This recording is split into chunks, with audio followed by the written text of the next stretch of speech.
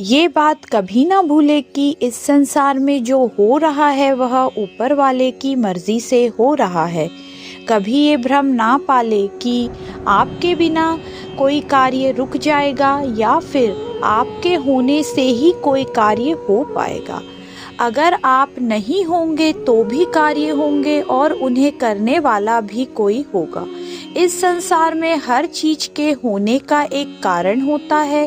जब तक आप कुछ कर रहे हो तो इसका मतलब है कि ऊपर वाला चाहता है कि आप यह कार्य करो, और जिस दिन आप के अंदर ये अहंकार आ जाएगा कि कोई भी कार्य मेरे बिना असंभव है, उस दिन ऊपर वाला कुछ ऐसा इंतजाम करेगा कि वे कार्य भी होंगे और उसे करने को कोई भी होगा।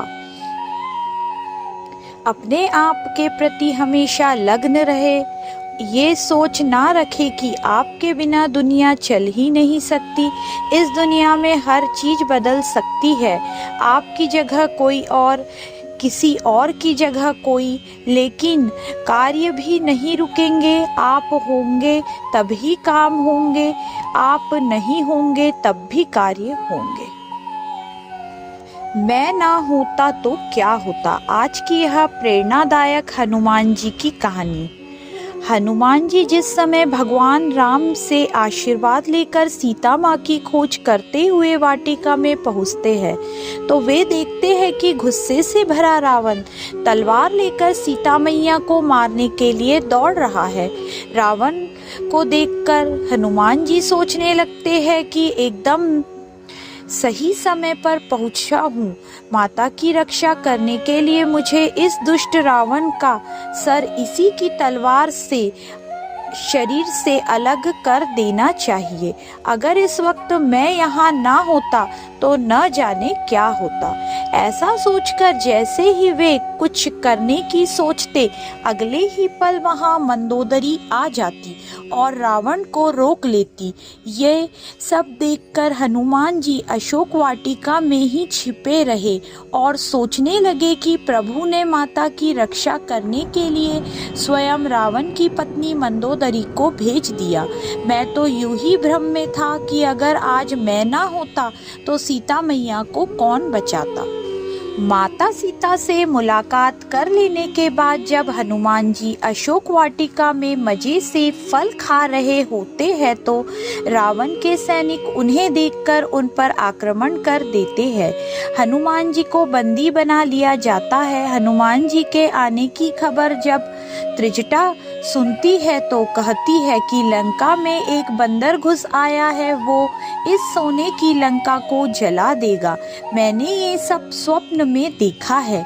ये सुनकर हनुमान जी सोचने लगते हैं कि इस सोने की लंका को तो जल ही जाना चाहिए, इससे रावण का अहंकार भी जल जाएगा। लेकिन प्रभु राम ने तो लंका को जलाने के लिए कहा ही नहीं है। हो सकता है कि ये काम भी मेरे यहाँ होने की वजह से ही हो रहा है। अगर मैं ना होता तो शायद ये सब भी ना होता।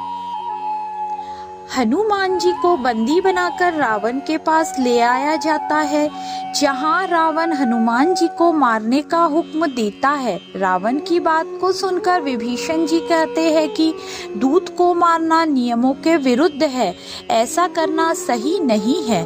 इसके बाद रावण कहता है कि एक बंदर को उसकी पूंछ सबसे प्यारी होती है, इसलिए उसकी पूंछ में आग लगा दी जाए।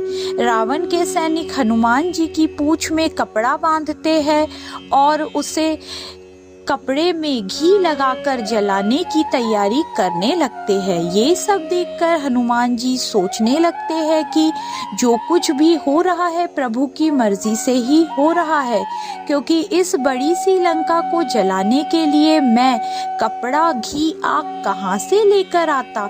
लेकिन फिर भी इस रावण ने इन चीजों का प्रबंध खुद ही कर दिया। प्रभु जब खुद रावण से अपना काम करा रहे हैं तो मुझे ये भ्रम रखने की क्या जरूरत है कि जो हो रहा है सब मेरी वजह से हो रहा है। प्रभु तो काम करा ही देते हैं।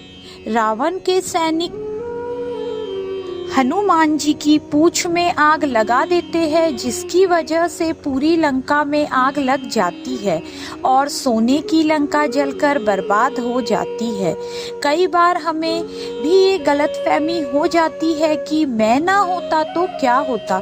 जिस तरह माता सीता को बचाने का काम प्रभु ने रावण की पत्नी से करा लिया, लंका जलाने का के लिए खुद उसने ही आदेश दे दिया, तब हनुमान जी भी समझ गए कि प्रभु जिससे जो काम लेना चाहते हैं वह उसी से ले लेते हैं।